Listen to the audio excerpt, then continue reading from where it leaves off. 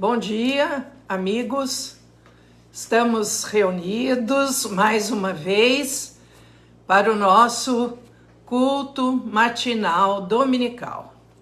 Nós vamos iniciar lendo o Evangelho de João, capítulo 17.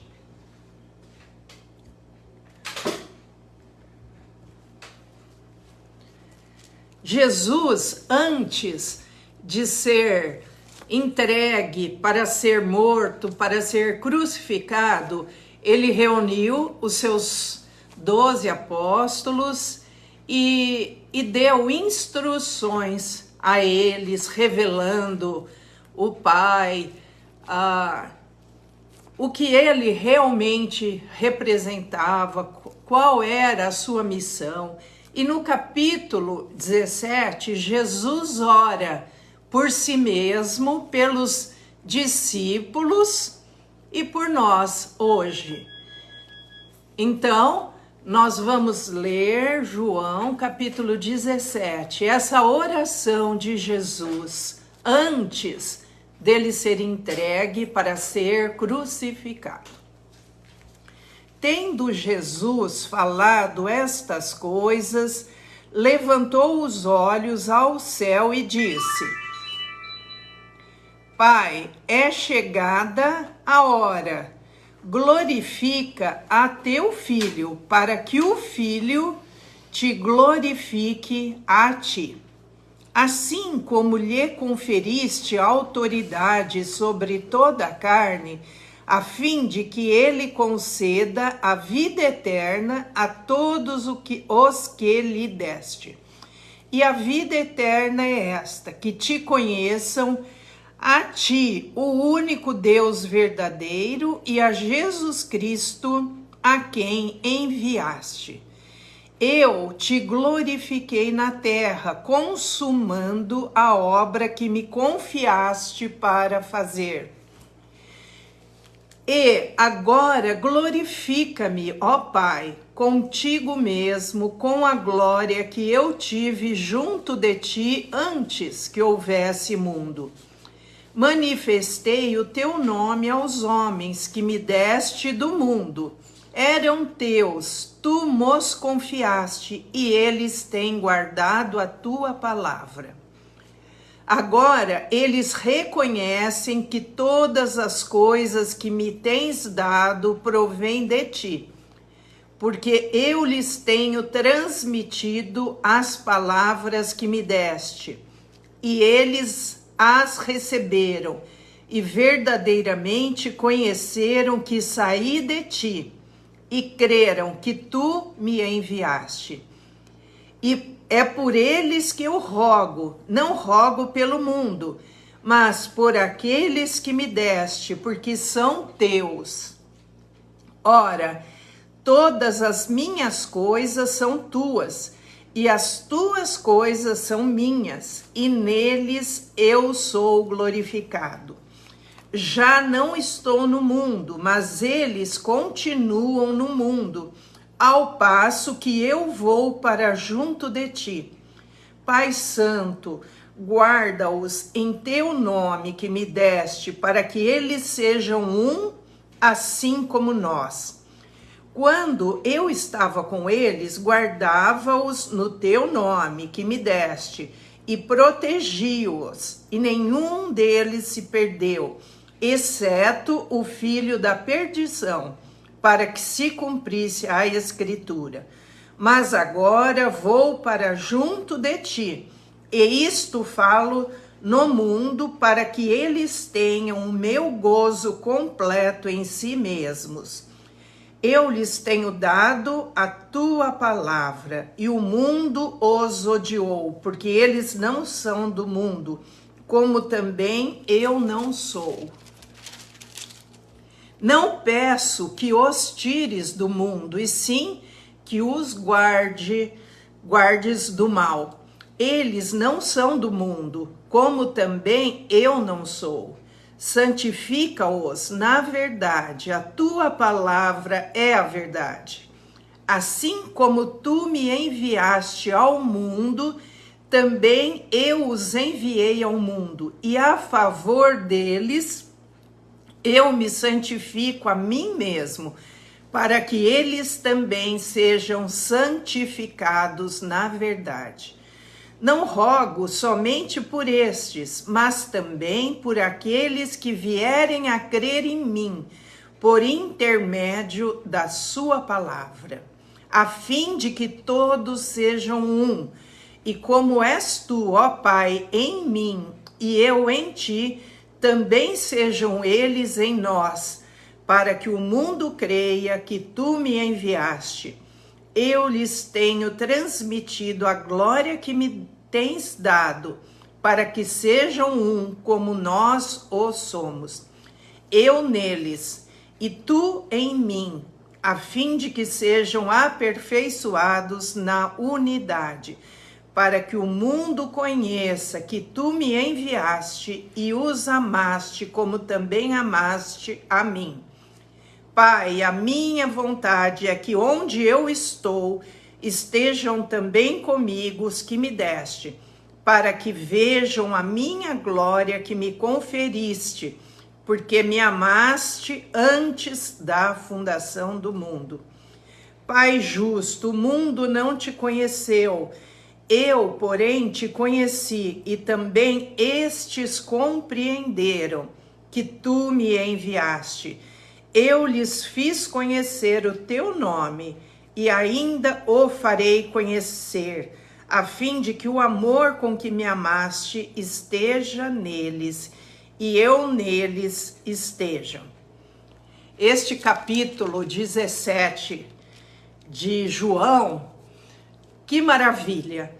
Jesus ali com os 11, porque Judas já tinha saído, com os 11 discípulos, e ora por eles, por si mesmo, por eles e por nós, a todos aqueles que haveriam de crer no seu santo nome. Então nós temos na Bíblia uma oração de Jesus, do próprio Jesus, por nós. Eu gostaria que vocês, depois em casa, lessem desde o capítulo 14 de João, porque nós estamos nesse período de quaresma, 40 dias antes da Páscoa, então vamos estar lendo esses capítulos do Evangelho de João até a sua morte, sua crucificação e a sua ressurreição. Começando no capítulo 14, que vai ter Jesus dando as últimas instruções para os seus discípulos, e estes transmitindo a nós, chegando até nós. Eis que essa palavra, que esse evangelho será transmitido até aos confins da terra. E chegou até nós, por isso glorificado seja o nome do Senhor Jesus, que veio ao mundo, saiu, desceu da sua glória, habitou entre nós. E aqui vemos que ele fala: Pai, glorifica-me a mim. Agora ele ia voltar para a sua glória, depois de cumprir o seu propósito aqui no mundo. E cada um de nós também temos um propósito a cumprir no mundo. Ajuda-nos, Senhor, a cumprir o nosso propósito. Nós vamos cantar uma música, depois eu vou estar orando. Ao nosso Deus que se assenta no trono, e ao Cordeiro pertence a salvação. Ao nosso Deus que se assenta no trono, e ao Cordeiro pertence a salvação. E o louvor e a glória e a sabedoria e as ações de graça e a honra, e o poder e a força sejam ao nosso Deus pelos séculos dos séculos. Amém. No final desse nosso culto, nós estaremos mais uma vez ministrando a Santa Ceia. Se você quer participar conosco, prepare um pedacinho de pão, um cálice de suco de uva ou vinho tinto, e nós estaremos no final relembrando este memorial da morte, da entrega de Jesus na cruz por cada um de nós. Senhor nosso Deus, nosso Pai, muito obrigada, Senhor, porque o Senhor está conosco a cada dia, o Senhor renova-nos espiritualmente, o Senhor nos concede vida plena, vida eterna, e a vida eterna é esta, crer em Jesus, e nós cremos, Senhor, e nós aceitamos esse sacrifício que Jesus fez por nós, deixando a sua glória no céu, junto ao Pai, e vindo habitar conosco, e não só habitar, não só nos ensinar, mas também se oferecer por nós, pagando o nosso pecado, para que nós possamos ser livres para adorar a Deus, para nos comunicarmos com Deus, nesse nome precioso desse nosso único mediador, que é Jesus Cristo, nosso Senhor. Obrigada, amado Deus.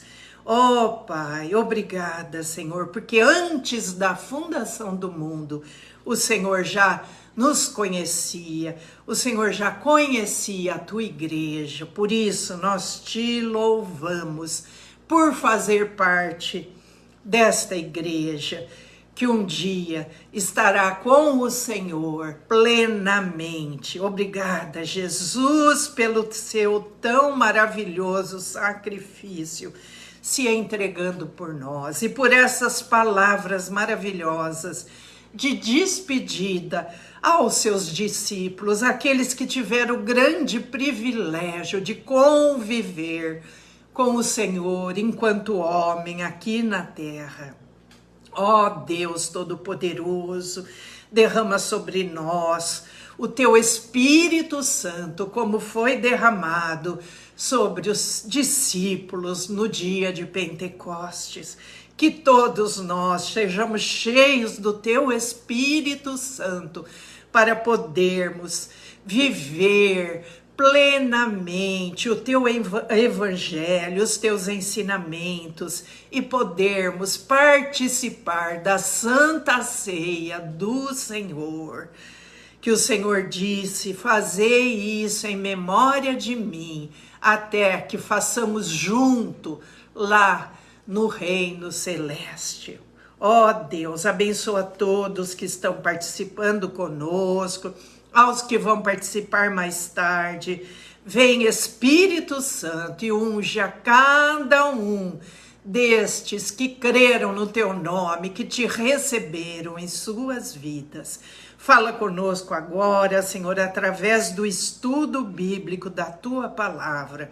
Unge o Michel para que ele possa transmitir essa palavra com sabedoria, com unção e com poder do teu Santo Espírito. Em nome de Jesus oramos. Amém.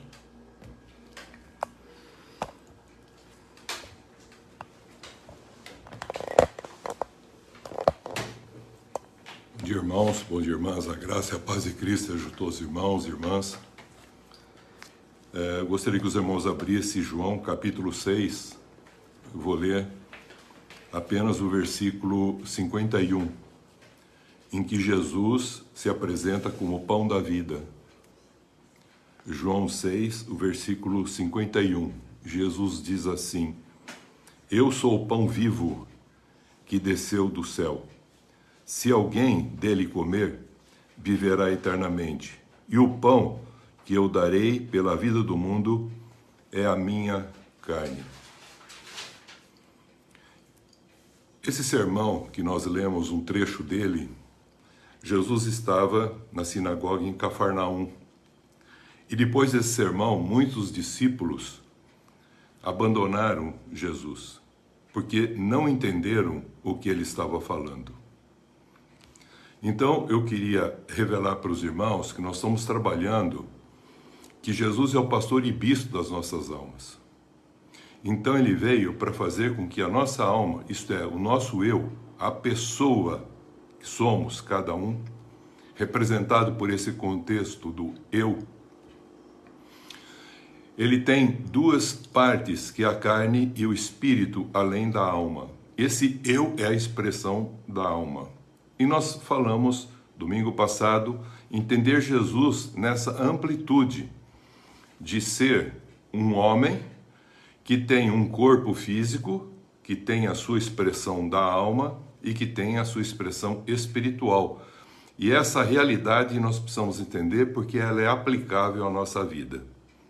Ele disse aqui que ele é o pão vivo que desceu do céu.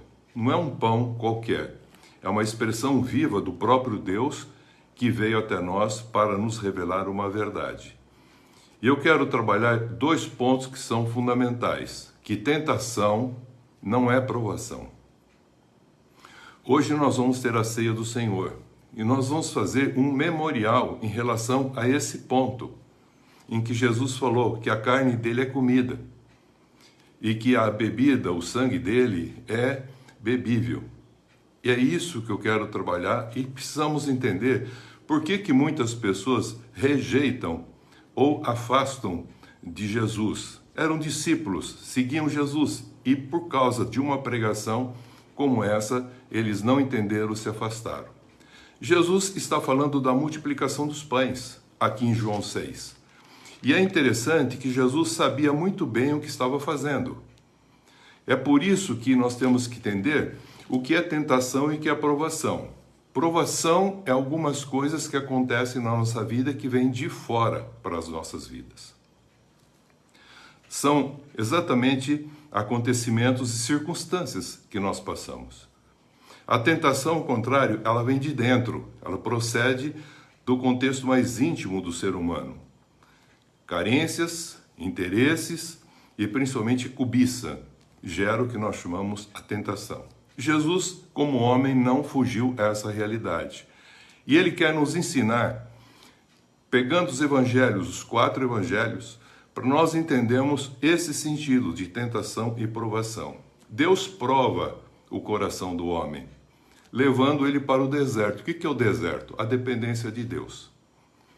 Mas o mal tenta o homem, mas o homem não é tentado pelo mal. Veja o que Paulo diz. Paulo, em 1 Coríntios 10, 13, ele fala que a tentação, ela é humana.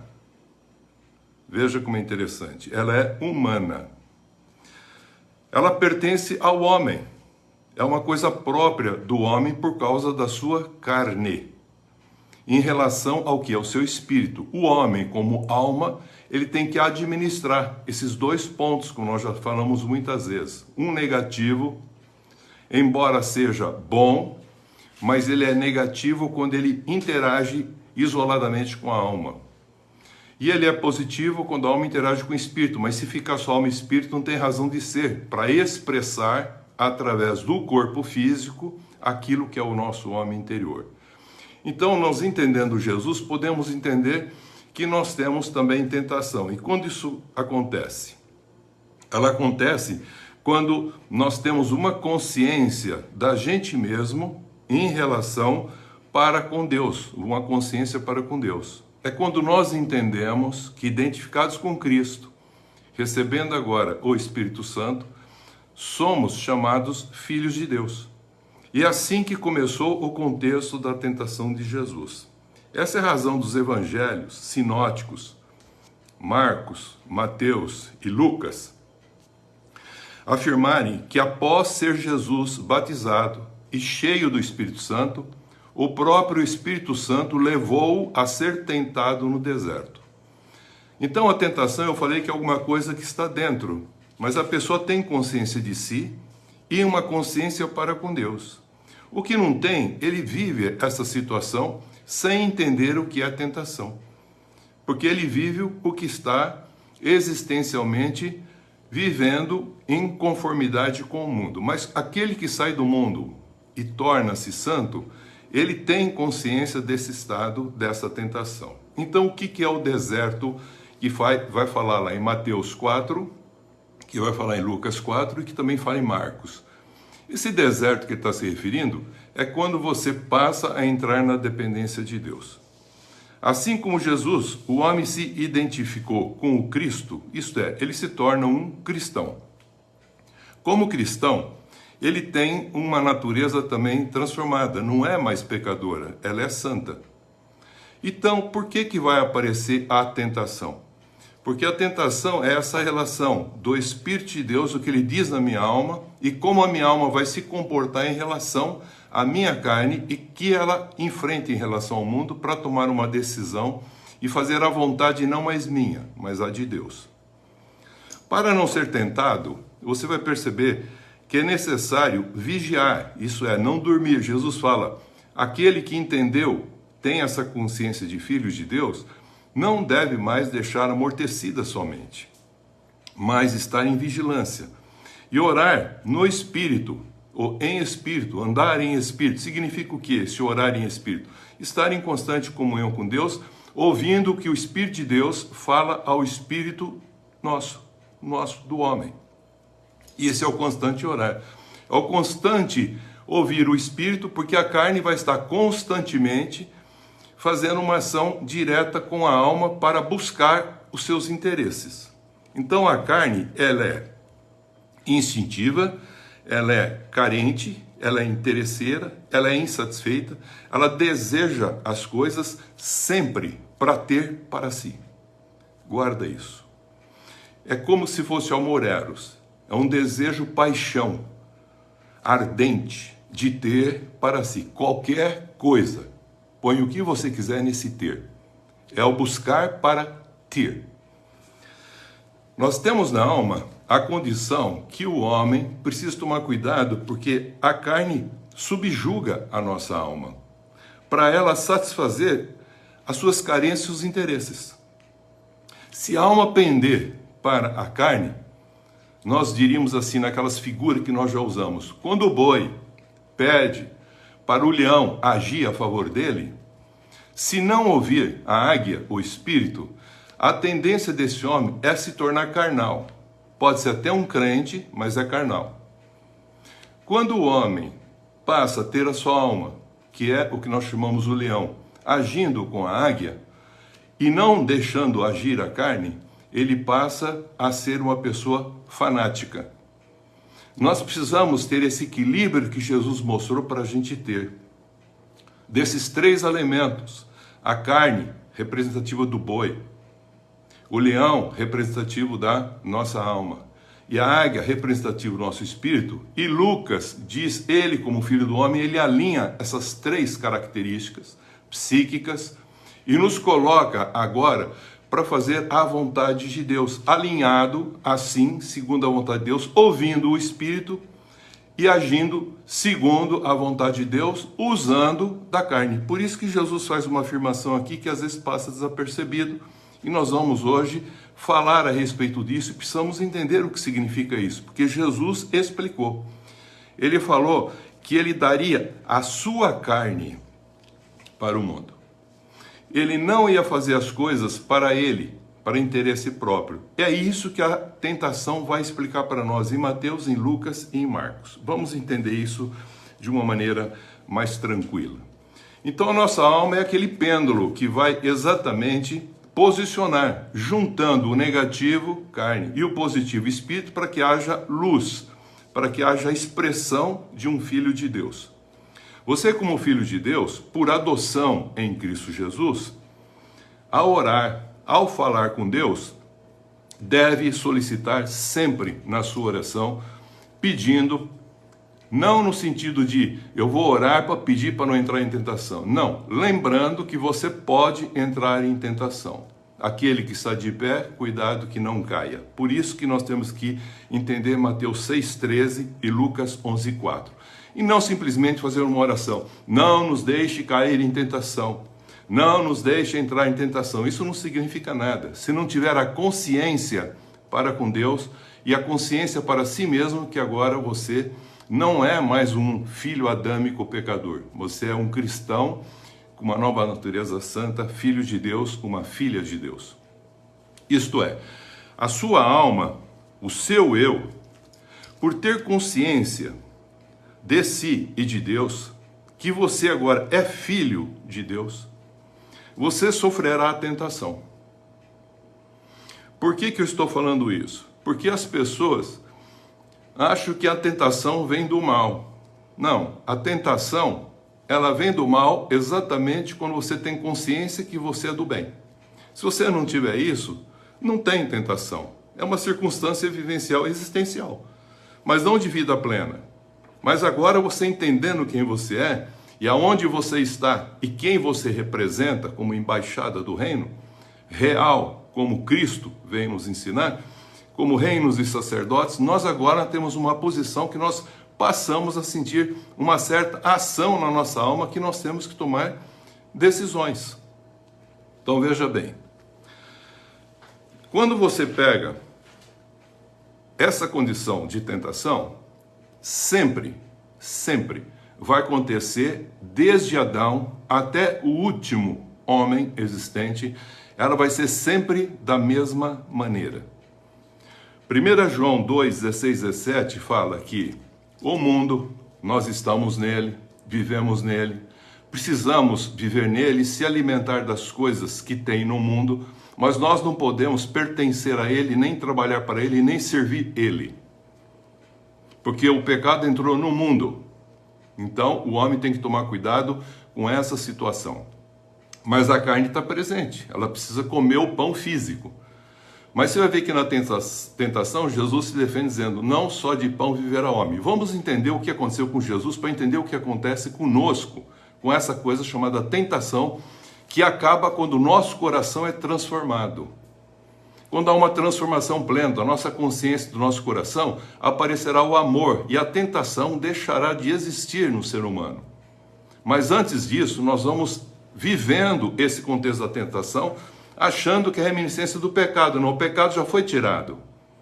Embora tirado, ainda permanece a tentação. Por que ela permanece? Porque agora o mal vai usar a concupiscência da carne, quando não bem compreendida, a concupiscência dos olhos do ser humano e a soberba da vida para tentar o homem, e sempre ele vai usar dessas três modalidades para tentar. E como que ele começa tentando?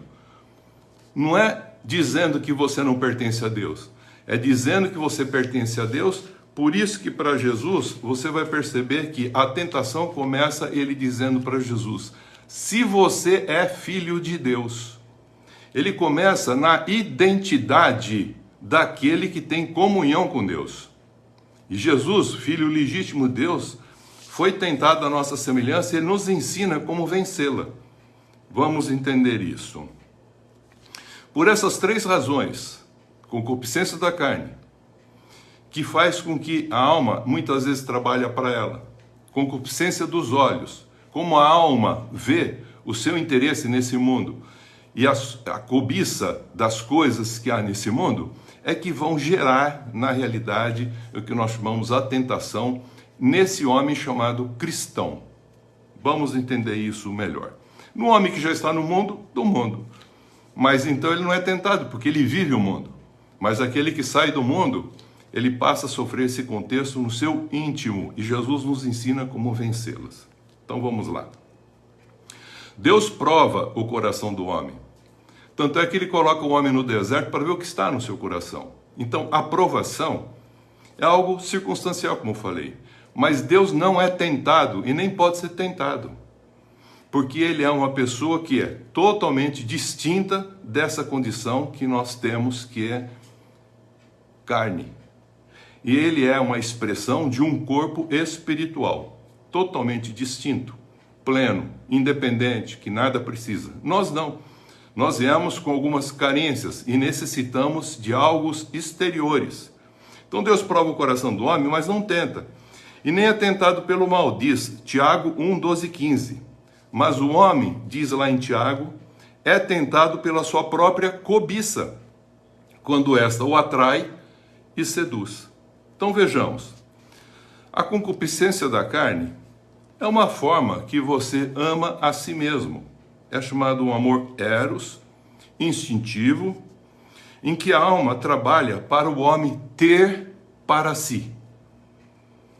A concupiscência dos olhos é a expressão da alma em que esse amor chamado fraterno, amigo, intelectivo que ocorre no ser humano, como eu penso, como eu sinto, como eu vou agir, ele faz de tudo para alcançar alguma coisa para ele ser.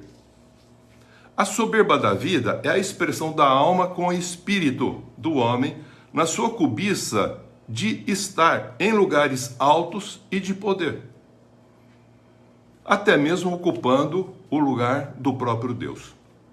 Desde Adão, o primeiro filho de Deus, ele foi provado na sua identidade de filho, bem como foi Jesus.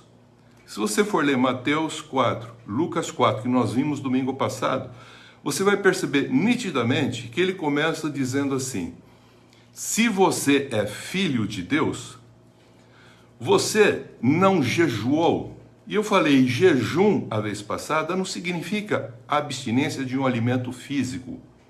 É você deixar alguma coisa física para fazer alguma coisa transcendente.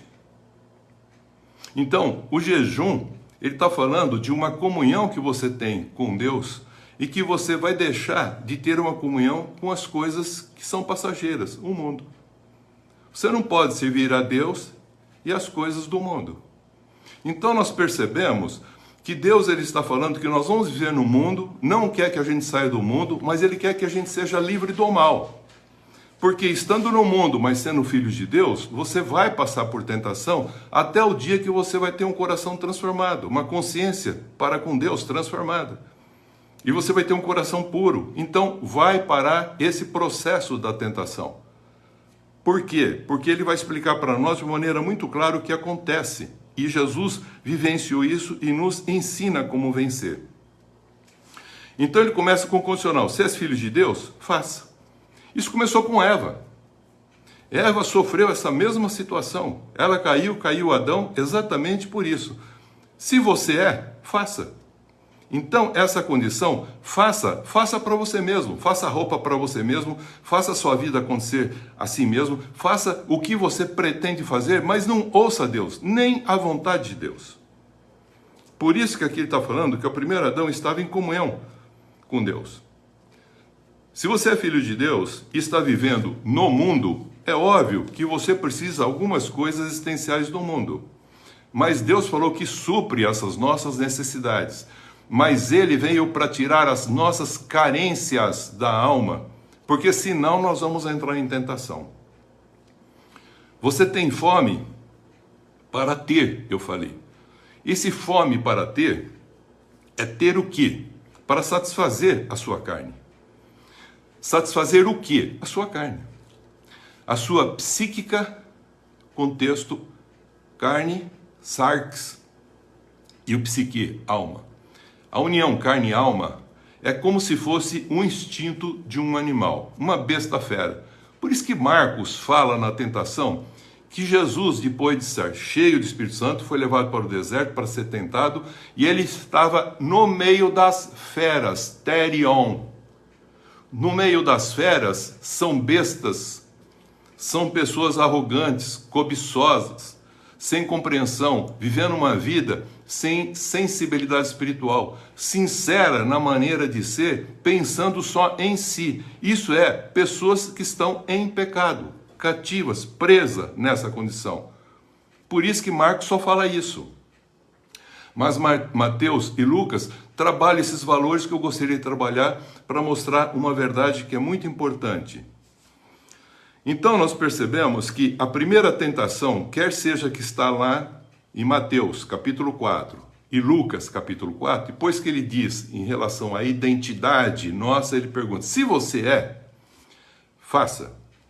Lucas, ele diz assim, transforma esta pedra, se referindo a Jesus, transforma esta pedra em pão. Seja autossuficiente, se alimente a si mesmo. Você não precisa de Deus e nem da palavra de Deus. Seja você mesmo. Exclua Deus. Fique só você. Você não está com fome? Você não jejuou? Veja o mundo. Veja o mundo. Então, você vai precisar também disso daqui. E se esquece que Deus falou que Ele cuida de nós, das nossas necessidades. Mas o que atrai o homem é a carência. E agora Ele diz, transforma você em pão. Seja você pão. Mateus não. Falamos já domingo passado. Mateus vê Jesus como rei. Rei tem súditos.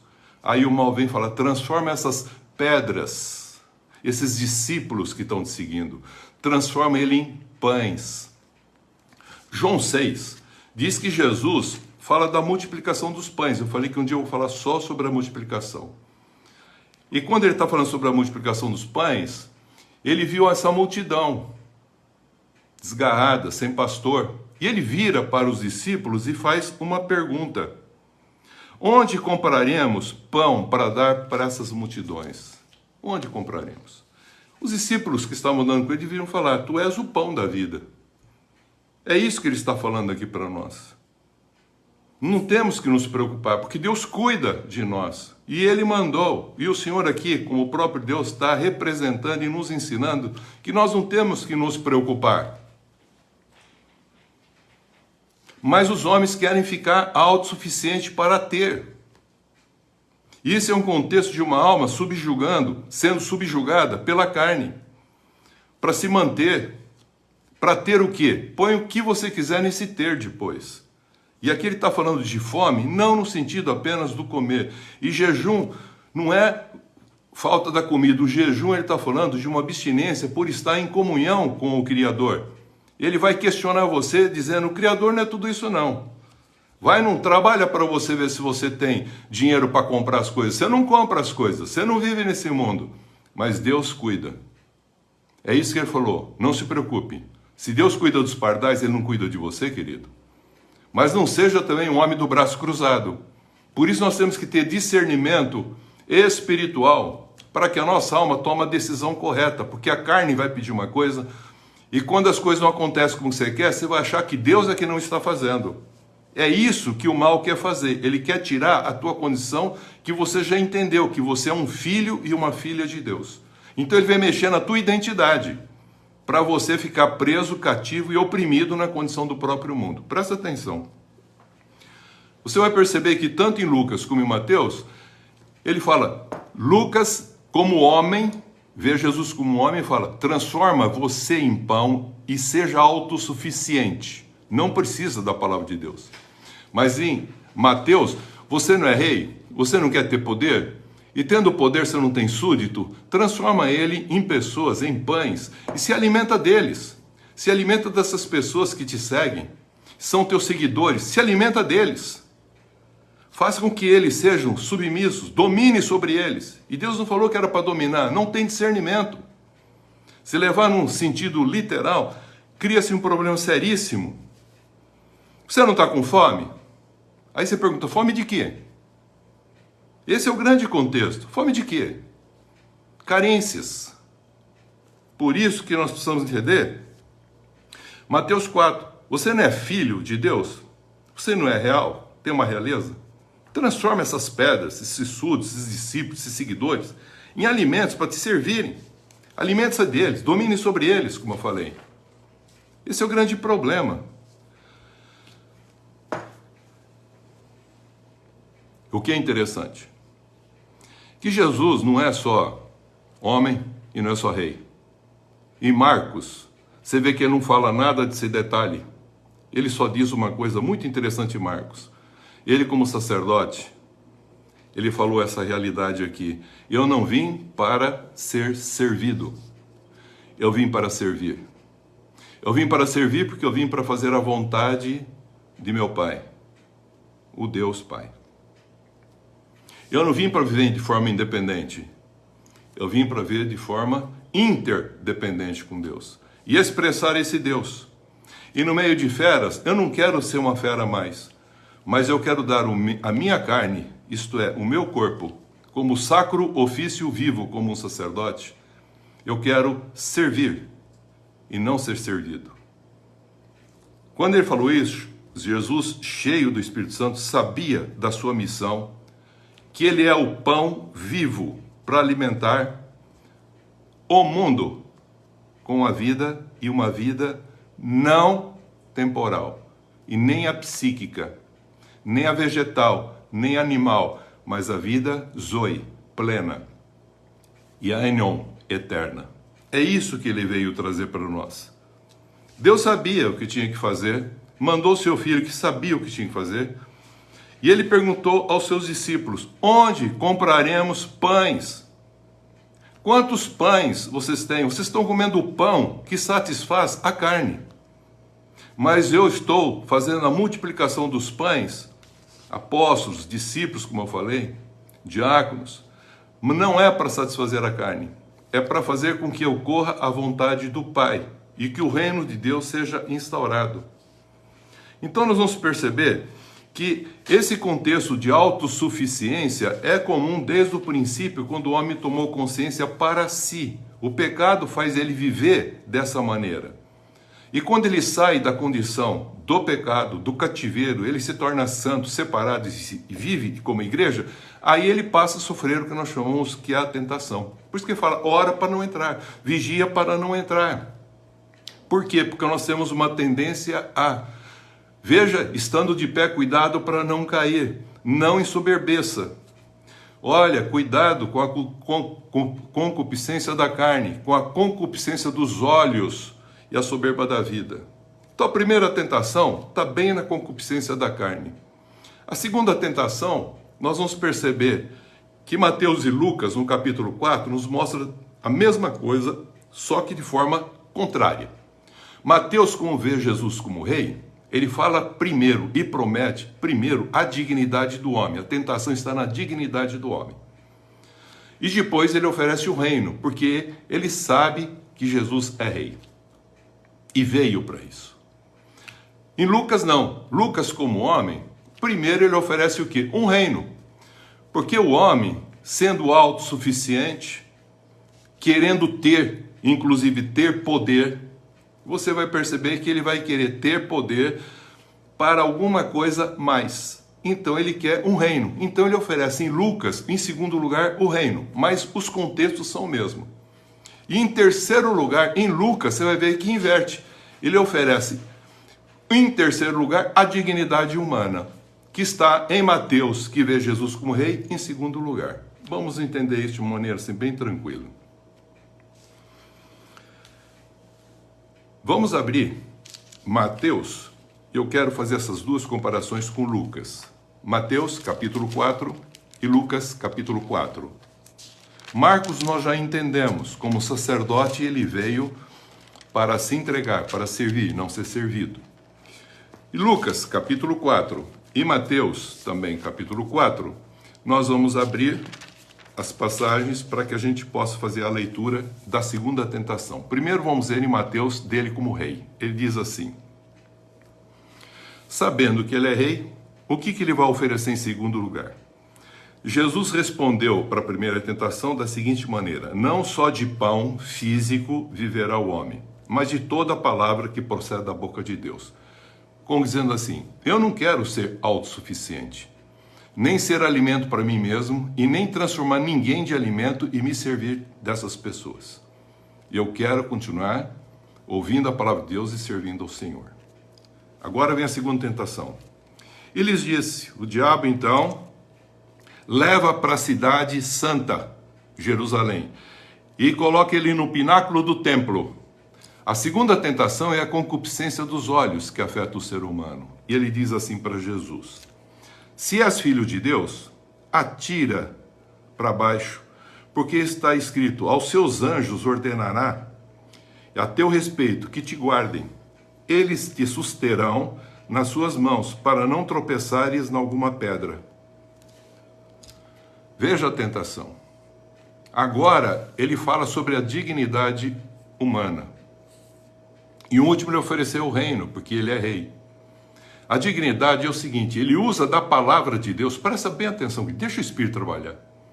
Ele usa da palavra de Deus e usa o poder dos anjos angelicais para falar: olha, o teu eu, a tua alma, a tua vida psíquica carnal, ela pode ser protegida. Deus vai te proteger. Você vive do jeito que você quiser. Porque ele está falando de tropeçar. Tropeçar é quem anda, não é quem se lança de um pináculo. Quem se lança de um pináculo não tropeça, se arrebenta, queridos. Está vendo? Não presta atenção nos detalhes. Não tropeçará significa quando andares, e não quando pulares.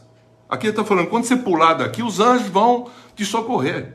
Ele usa a palavra de Deus, o poder angelical, para você tentar. Presta bem atenção, Deus não pode ser tentado, para você tentar, para você usurpar uma condição dizendo o seguinte: o senhor não disse? Então o senhor faz. A tua palavra não é verdadeira? O senhor não falou que vai cuidar de mim? Então o senhor cuida. Aí Deus vai falar para ele assim: e por que você está com o braço cruzado, preguiçoso? Por que você não trabalha? Por que você quer ser servido? Por que você não quer servir? Aí vem exatamente o contexto do Espírito falando. É isso que ele está ensinando. Tem muita gente que não entende isso. Por isso que deixam Jesus. Os discípulos abandonam, porque não entendem o que é a carne. Jesus está se referindo à carne física, ele está se referindo ao contexto espiritual desse processo. Vamos ver depois. E aí ele diz o seguinte: respondeu-lhe Jesus: também está escrito. Está escrito sim, que ele não vai deixar tropeçar, mas também está escrito: não tentarás o Senhor teu Deus. Tem gente que pula no escuro e Deus é luz. Não, Deus vai dar um jeito. Faz a coisa errada e depois fala: Deus, corrige. Ele não vai fazer isso, querido. Tem que ter discernimento, responsabilidade, trabalho, esforço. Não é força, não, é esforço, perseverança. Tudo isso é importante dentro do contexto do reino. Não tentarás o Senhor teu Deus. Aí o diabo levou para um monte muito alto, muito alto. Mostrou-lhe todos os reinos do mundo e a glória deles. Aí ele oferece o reino do mundo e a glória deles. E disse: tudo te darei se prostrado me adorares. As pessoas não entendem, eles acham que prostrar é esse curvar de uma reverência, mas adorar aqui não é cultuar, não. Adorar, que ele está falando, trabalhar para. Adorar é serviço prestado no sentido de um trabalho e não de um serviço, mas de um trabalho realizado. E aqui ele está falando: se você prostrado me adorar. Então Jesus lhe ordenou: retira-te, Satanás, porque está escrito: ao Senhor teu Deus adorarás. Isto é, ao Senhor seu Deus você vai fazer a vontade dele, você vai servir ele. E só a ele darás culto, só a ele você vai ter reverência e consideração de temor. Temor a Deus, respeito, consideração, só a ele, e não a você, Satanás. Veja como é interessante. Indo agora para Lucas, Lucas vê Jesus como homem. E vendo Jesus como homem, você vai perceber que a segunda tentação que está aqui, veja que primeiro ele fala: transforma você em pão. Está vendo? A mesma coisa que estava lá desde o Gênesis, concupiscência da carne. Viva a sua vida como que você quer, independente. E agora ele fala: seja autossuficiente para você mesmo, para você ter. Agora olha para você o quê? Olha para você o quê? Ser. Tá vendo? Olha para você ser. E agora presta atenção, ele diz assim: elevando-o, mostrou-lhe no momento todos os reinos do mundo. Ora, um homem que quer viver autossuficiente, independente, presta bem atenção, querido. Ele quer criar o seu reino, o seu mundinho paralelo, sem Deus, em que ele se torna o próprio Deus, a autossuficiência. E que cria discípulos para o seu reinado que servem ele, autossuficientes que se servem entre si. Mundo. E agora ele disse assim, agora, disse o diabo, dar-te-ei esta autoridade e a glória desses reinos, porque ele me foi entregue. Com quem ele estava falando? Com o Senhor do reino. Ele foi me entregue. E dou a quem eu quiser. Jesus não corrigiu. E nem quis corrigir nada, porque não tem que corrigir aqui. Ele simplesmente se defendeu, colocou o que tinha que ser colocado. Mas Jesus lhe respondeu, está escrito, ao Senhor teu Deus adorarás. Só Ele você vai expressar a vontade dEle com a sua vida e servir segundo a palavra dEle. E só a Ele darás culto, e só a Ele você vai ter temor e reverência. Então, levou Jesus, agora a terceira tentação, a um alto monte e oferece o reino.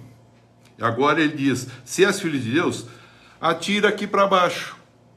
O reino ele é oferecido porque o homem quer ter isso. Agora a dignidade, veja como é interessante, a dignidade é usurpar o lugar de Deus. E como que faz isso? Ele fala, se és filho de Deus, atira aqui abaixo, porque não está escrito? Aos seus anjos ordenará. Você está vendo que ele é sempre tentado na sua identidade de filho. Aos seus anjos ordenará, a teu respeito que te guardem. Então ele usa anjo, palavra, muita gente fica assim, mas Deus escreveu aqui que vai fazer isso comigo, então ele vai fazer. Não é assim, querido. Não é isso que ele está falando, não. Isso pode ser parte da tua tentação, da tua alma com a tua carne, com a tua cobiça. Cobiça é coisas do mundo, concupiscência dos olhos, concupiscência da carne. Cobiça é coisas do mundo. É isso daqui que leva à condição de se manter escravo do próprio pecado. E vão sustentar com as suas mãos, você não vai tropeçar. Respondeu Jesus, dito está. Veja, ele não falou está escrito, ele falou dito está. Agora ele muda. Dito está, não tentarás o Senhor teu Deus. Passadas essas coisas, os 3 evangelhos sinóticos dizem que os anjos serviam a Jesus. Por isso que Jesus conseguia rebater anjos ou forças do mal. Porque as forças do bem estavam em relação ao que ele estava em comunhão com Deus. Por isso que é como você vence a tentação. A tentação é humana. Ela pertence ao homem. Mas ela vai aparecer principalmente naquele que tem a comunhão com Deus. O que não tem já está na condição do pecado. O que sai do pecado se torna santo, ele passa a sofrer essa coisa chamada tentação. E a primeira coisa é, se você é filho, viva independente, autossuficiente, sem a palavra de Deus. Não precisa da palavra de Deus. Crie o seu reino. Monta o seu reino. E se você é rei, você vai ter súditos. Se tem um súdito, deixa eles serem autossuficientes também. Usa eles para o teu reino. E seja cada vez mais aquele que reina paralelo ao reino de Deus. Cria o teu próprio mundo. Isso é chamado o mundo. Isso é o que nós chamamos trevas e assim por diante. Agora você presta atenção como ele diz. Se você prostrado me adorar, se você me servir, se você ter o temor a meu respeito, o mal não tem temor por Deus e quer que a pessoa teme a Ele, respeite Ele. Coisa absurda. E falando ainda com o Senhor do reino, Jesus em nenhum momento aqui disse, está errado, não é assim, não se contrapõe. Não, ele simplesmente, dentro dele acontecia esse problema, porque era uma coisa que ele sabia o que ele tinha que fazer. Eu sou o pão da vida.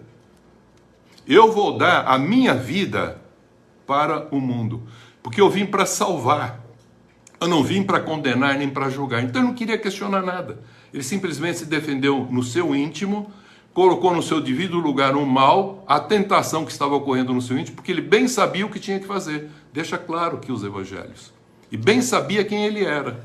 Você sabendo que é filho de Deus, você não tem que se preocupar com nada, queridos, viu, querida? Nem com nada. Porque Deus vai cuidar das tuas necessidades, mas Ele vai acabar com as suas carências, para que você tenha um coração e uma consciência limpa, transformada, boa para com Deus, para que o amor ágape apareça e o medo desapareça. Então você vai deixar de sofrer por conta dessa tentação. E como isso vai acontecer? Como um filho de Deus, você vai vencer esses momentos, e sempre que esses pensamentos vierem dentro de você, não vai existir cobiça. Você vai olhar para as coisas e não vai ter aquele desejo para ser mais e mais. Você vai não querer mais ter. Então tem um que quer ter para ser, para depois estar. É isso que ele falou, é isso que ele está ensinando para nós. Se você tem Cristo, você é cristão. Quem é cristão está em Cristo. Quem está em Cristo anda. E quem anda e está em Cristo é uma nova criatura, e o Espírito Santo vai revelar essa verdade para que você expresse essa verdade do reino sem opressão, porque você se torna conhecendo a própria condição da palavra de Deus, que é Cristo revelado, e você tendo esse Cristo, você entende tudo que está sendo feito, inclusive o memorial que nós vamos fazer. É o que Jesus falou: quem de mim se alimenta, por mim viverá. Tem a vida eterna. Tem vida em si mesmo. Não tem mais a vida psíquica só. Tem a vida zoe, plena, completa. E depois a aionion, que é a vida eterna. É isso que ele veio trazer para nós, queridos. E ele veio mostrar que em algum momento a gente vai passar por tentação como ele passou. Mas conforme a sua condição, se você está pensando como homem, você vai sentir uma verdade. Como homem, você vai querer um reino. Logo em seguida de querer ser autossuficiente, você vai querer criar o teu mundinho. Aí chama-se idiota. Aquele que cria o seu mundo e vive em volta dele. É idiós. Aí que ele cria o idiós, você não precisa mais nada, porque ele vai criar um mundinho dele e vai viver fora do propósito da vontade de Deus. Qual a dignidade que vai ter? Nenhuma, você volta à condição de escravidão. Por isso que quando você sai da condição do mundo, agora você pode se sentir também um reizinho. Ah, sou um filho de Deus. O papai é celeste. Se o pai é senhor de tudo, então também sou dono de tudo. E torna-se um dependente, preguiçoso, em que fala para Deus fazer o que você tem que fazer. Sabe onde que ele entra? Na autossuficiência, do orgulho e da vaidade. Aí a dignidade dele, ele tenta Deus, usando a palavra de Deus, querido. É o que está lá em Mateus. Usa a palavra de Deus, porque ele vai oferecer o reino para esse que tem o reino no final. Porque ele já sabe que o problema dele, antes do reino, é a dignidade. Então ele tenta Deus dizendo: agora eu sou filho de Deus, então Deus vai fazer tudo para mim. Eu sou filho do rei, o rei vai fazer tudo para mim, então eu sou o príncipezinho. Sabe o que vai acontecer? Não vai acontecer nada. E sabe quem vai ser usurpado? O mal vem fazer você tentar Deus para fazer as coisas que estão escritas. E ele falou: eu não vou fazer porque está escrito. Eu vou fazer por aquilo que eu falei que eu sou, e vou fazer o que eu disse que faria. Mas não por aquilo que você acha, que você interpreta. E nós temos na religião muito disso. Temos na religião muito jejum, tem muita oração, tem muita adoração, mas não entenderam nada do que é uma tentação, porque eles estão constantemente sendo o quê? Tentados, subjugados a uma condição de pecado que já foi tirado, mas que vive ainda como aqueles que saíram do Egito, mas que ainda não conseguem entrar na terra prometida, porque os olhos deles não estão abertos suficientes para entender que eles já foram livres, libertos, e não são livres totalmente. Por que não são livres? Porque ainda tem um pensamento cativo do próprio mal. Sofrem a opressão. Tudo isso por quê? Porque ainda estão sofrendo um contexto de tentação, e essa tentação não vem de fora, queridos. Ela está dentro de cada um de nós, porque nós, muitas vezes, queremos ser o próprio Deus. Deus abençoe em Cristo Jesus, que a gente possa entender essas vozes que estão em nós, em cada um de nós, falando constantemente, questionando-nos, e a gente muitas vezes se revolta contra o próprio Criador, sem compreender o que Jesus quis nos ensinar. É sobre isso que eu quis trabalhar hoje, entendendo Jesus como um todo e entendendo nós como um todo. Espírito, águia. Alma, boi. Corpo, alma, leão. Carne, boi. E eu, homem, colocando esses três elementos alinhados para dizer que o meu espírito santo é Deus, a minha alma dizer santo é Deus, e a minha carne expressar esse Deus de uma forma santa, para que as pessoas possam vê-lo através das atitudes que a gente tem. É o que Jesus fez. Felipe, você quer ver o Pai? Olha para mim. Não vejo, Senhor. Então olha para as obras que eu estou fazendo, porque é o Pai que está fazendo através de mim. Eu não sou bom, mas eu estou produzindo o bem, porque eu me esvaziei do poder para ter toda a autoridade. É isso que ele está nos ensinando, querido. Nós não temos poder, nós temos a autoridade, e ele nos dá poder para resolver algumas coisas quando necessárias. Que nós possamos entender isso plenamente. A tentação pertence ao homem. O mal só vem fazer essa tentação em nós quando nós não estamos mais na condição do mundo. Quem está no mundo está com ele, mas quem está fora do mundo, ele vem tentar para jogá-lo novamente na condição do mundo. E Jesus ensinou como sair. Ter uma fé sem hipocrisia, um coração e uma consciência pura e boa para com Deus. Aí está lá em 1 Timóteo 1,5.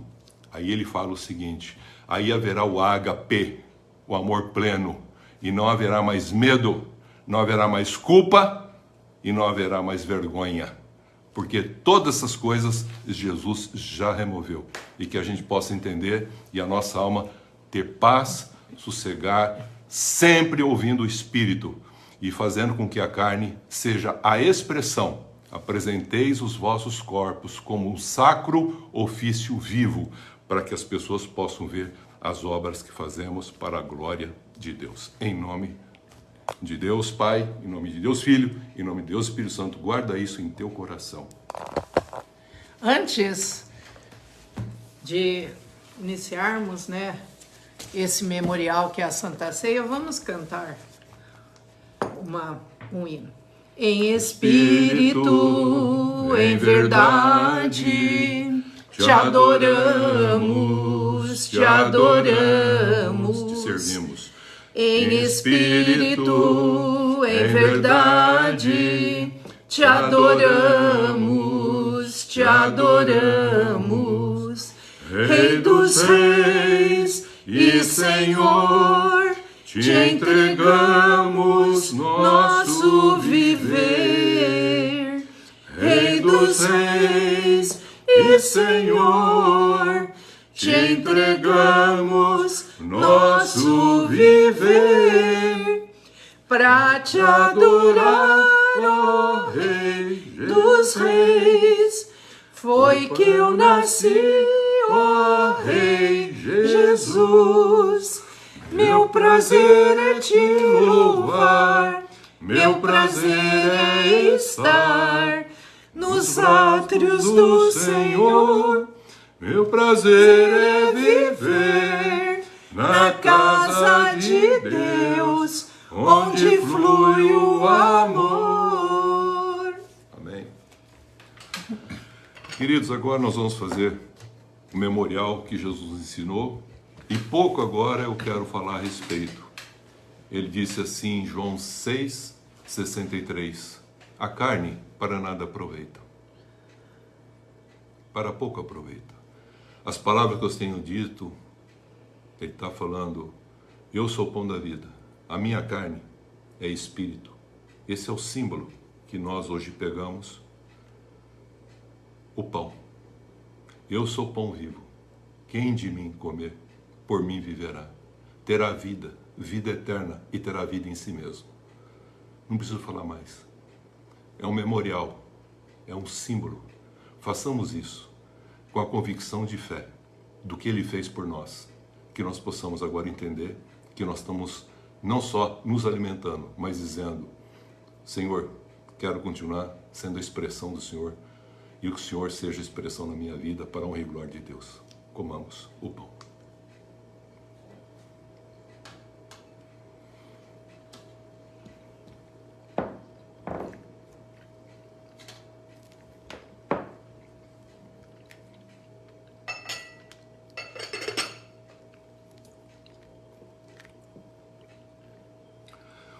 Queridos, alimentado com o Espírito de Cristo, e agora nós pegamos o cálice, em que ele disse: esse é o sangue da nova aliança, que é derramado em favor de vós. Todo aquele que de mim se alimenta tem vida em si mesmo, e todo aquele que bebe desse cálice tem uma vida plena em si mesmo para expressar-me no mundo. Façamos isso, alimentados com o Espírito de Cristo, que agora a gente possa ter a vida que houve em Cristo Jesus para expressá-lo com a nossa vida. Bebamos, em nome de Jesus.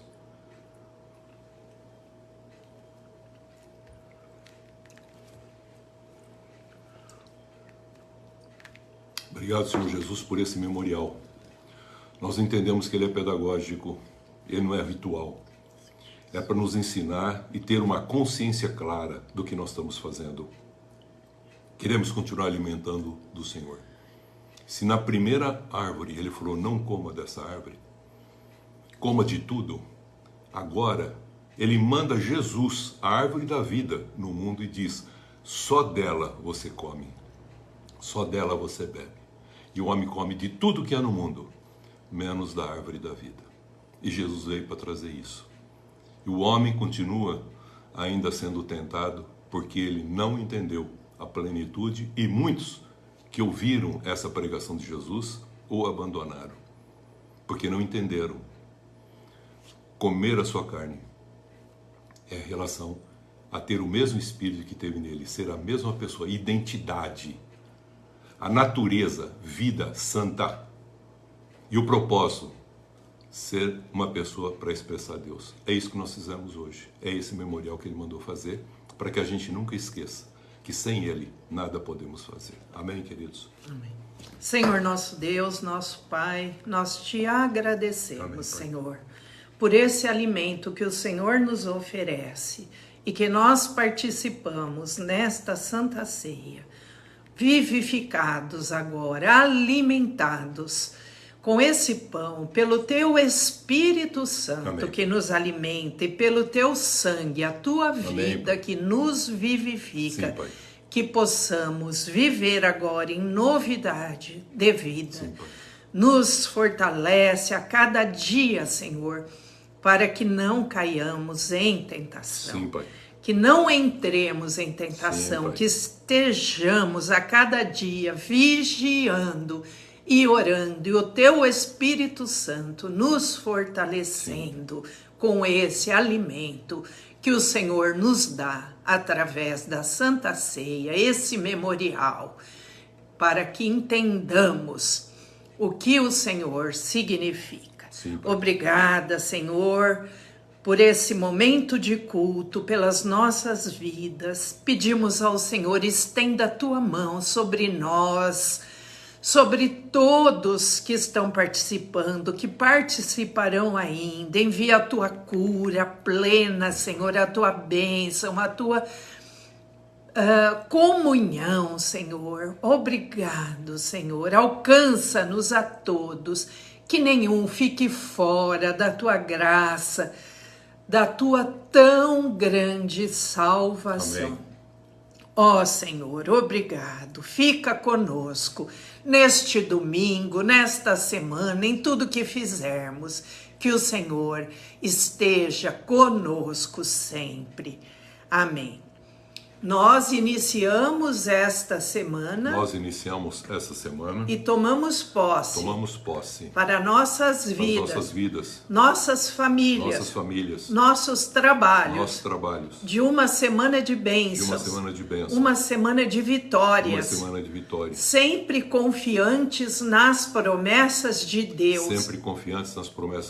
e rejeitamos toda obra maligna contra nós, e que não sejamos usados pelo mal.